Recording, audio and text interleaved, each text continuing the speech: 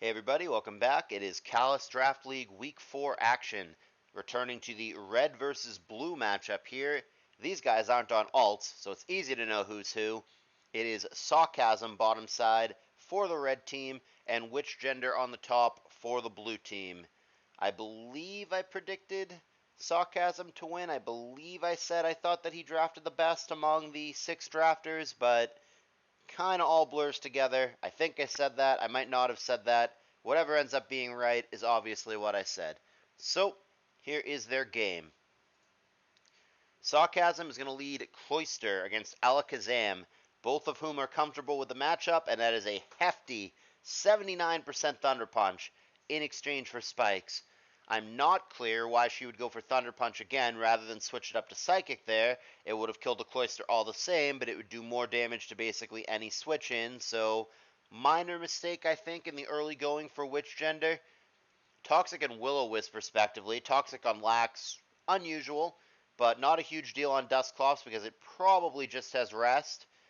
Shadow Ball going to help it along. Will-O-Wisp does connect the second time. But like I said, I think it's going to all be for naught because the Dusclops, and honestly maybe both of them might have Rest. Oh wow, she actually did bring the Sharpedo. I was pretty convinced in the draft video that that was absolutely not coming, but what do I know? We've got a Sharpedo. I haven't seen that guy in a long time. And to be clear, I think it blows and won't do much of anything in this game, but let's find out together. Cloister reappears. That is going to have no problem tanking a burnt, non-stab Shadow Ball, just 8%. And here comes another Spike. Lax refreshes itself, which makes me wonder why it didn't do that sooner rather than that crappy Shadow Ball. But it's just going to be a boom and a trade, and I don't think that Spike is going to last too long. But of course, Sawkasm makes a play to cover the spinner, so Witchgender can't immediately remove it for free. Thunder Punch there aimed at Starmie. Going to find Celebi instead for just 10%. That's going to prompt a Ment switch, and Leech Seed going to go wide and left. Now Regirock is going to come in, presumably to HP Flying, which doesn't do much either. Milo comes in to check that, and finds the Dusclops.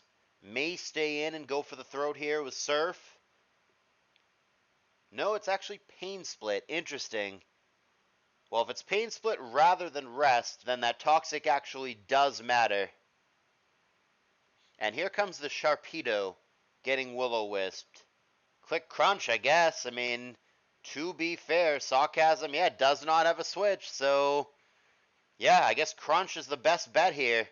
Switches it up for Surf. There you go. I stand corrected. Sharpedo killed him on. So my prediction of it will do nothing and it will blow is incorrect. The Pokemon still blows, but it killed something, so even if it dies, you got a 1-for-1 with Sharpedo. I stand corrected. Nevertheless, the Claydol does bite the dust to a Hydro Pump. Interesting that he went for EQ rather than Rapid Spinning. Obviously must have thought that the Dusclops was going to come in and try to block it, hence the EQ.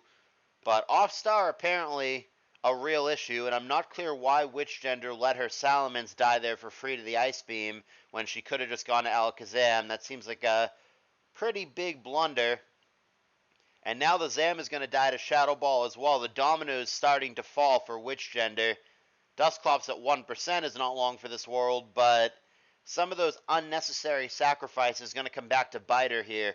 Imagine in this situation if she still had her Salamence, but alas, it is only Milotic and the weakened, burned Sharpedo keeping her in this game.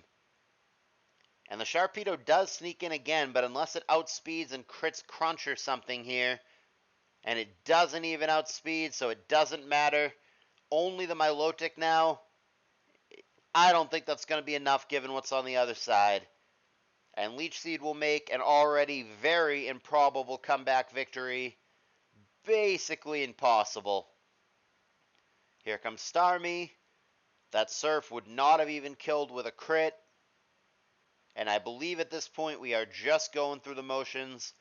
Not even going to stall it out. Just going to Thunderbolt it down, which I appreciate because it speeds this up. Hidden Power there could have killed Starmie with a crit, but didn't find it. And the next Thunderbolt is going to be the final move of the battle. Mildly interesting for a minute the Alakazam actually was a reasonable threat, and the Sharpedo actually, because Crunch, there are 3 dark weaknesses for Sawkasm and not a single resist, so the Sharpedo was potentially dangerous, but I think Witchgender was just a little too fast and loose with some of her Mons and gave up things that she didn't need to give up, and unfortunately I think it came back to bite her in this one. But either way, it is going to be a Sawkasm victory here, putting another one on the board for the surging red team, trying to really have a good round and get back into the mix. Red and blue, as it stands, are at the bottom of the pile, so both of these teams really, really need to get it done in this matchup. Score 1 for the red team. Many more matches to come. Hope you guys have been enjoying the content. Please consider real quick, take a second, hit that like button if you've been enjoying it. I appreciate you guys watching, and I will see you in the next video.